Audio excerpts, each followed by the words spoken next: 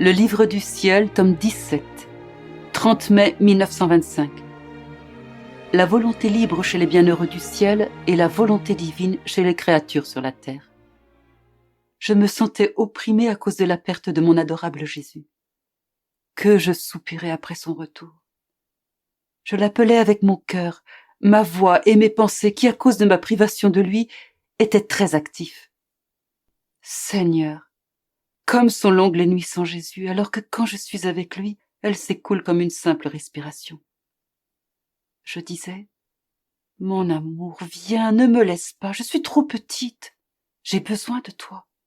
Tu sais combien ma petitesse ne peut se passer de toi. Pourtant tu me laisses.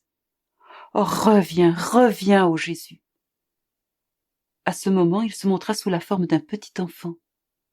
Il mit un bras autour de mon cou, et de sa tête, il frappa à répétition le milieu de ma poitrine si fortement que j'eus l'impression qu'elle allait se briser. Alors j'eus peur, et je me suis mise à trembler. D'une voix à la fois forte et gentille, il me dit « Ma fille, ne crains pas. C'est moi, je ne te laisse pas. Comment pourrais-je te laisser? La vie dans ma volonté rend l'âme inséparable de moi. Ma vie est pour elle plus que l'âme pour le corps. Comme sans son âme le corps devient poussière parce qu'il n'a pas la vie qui le soutient, ainsi sans ma vie en toi, tu serais vide de tous les actes de ma volonté effectués en toi, et tu n'entendrais plus ma voix dans les profondeurs de ton âme te murmurer la manière d'accomplir ta mission dans ma volonté. S'il y a ma voix en toi, il s'y trouve aussi ma vie qui aimait cette voix. Comme il t'est facile de penser que je peux te laisser, je ne peux faire cela. Tu devrais d'abord quitter ma volonté, et ce serait seulement après que tu pourrais croire que je t'ai quitté. Cependant, quitter ma volonté serait pour toi difficile, sinon impossible. Tu te trouves presque dans la condition des bienheureux dans le ciel.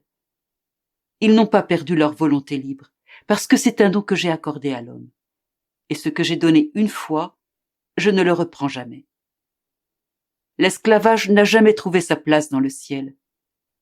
Je suis le Dieu de fils et de filles, non d'esclaves. Je suis le roi qui laisse tout le monde régner. Il n'y a aucune division entre moi et eux.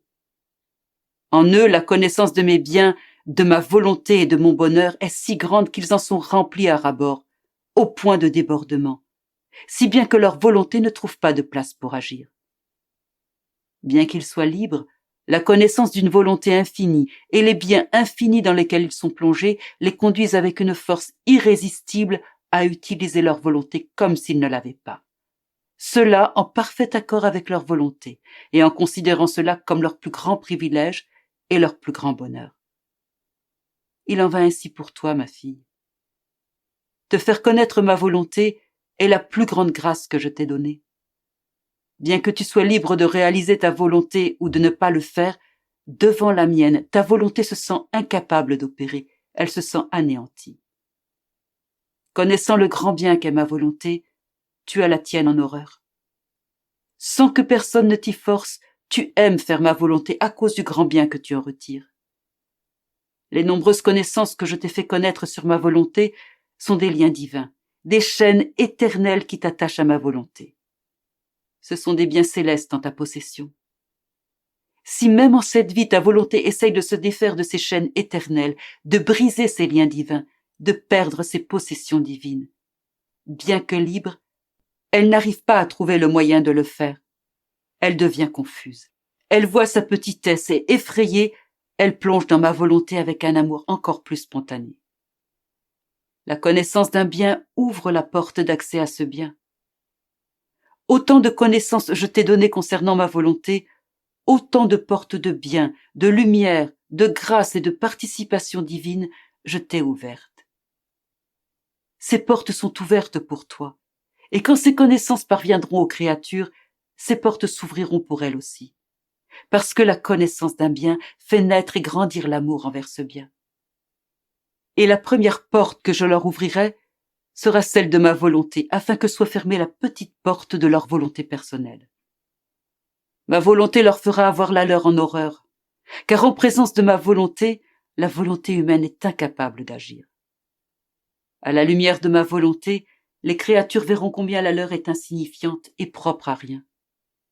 Conséquemment, elles la mettront de côté. Tu dois savoir que lorsque je te manifeste une nouvelle connaissance sur ma volonté, c'est seulement après que tu aies permis à tous les biens qui l'accompagnent d'entrer dans ton âme que j'ouvre pour toi une autre porte de mes connaissances.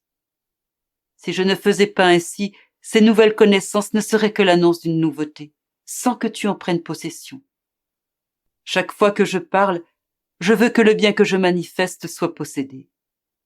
Par conséquent, sois attentif dans l'apprentissage de ma volonté, de sorte que je puisse t'ouvrir plus de portes de connaissance et que tu puisses entrer davantage dans les possessions divines.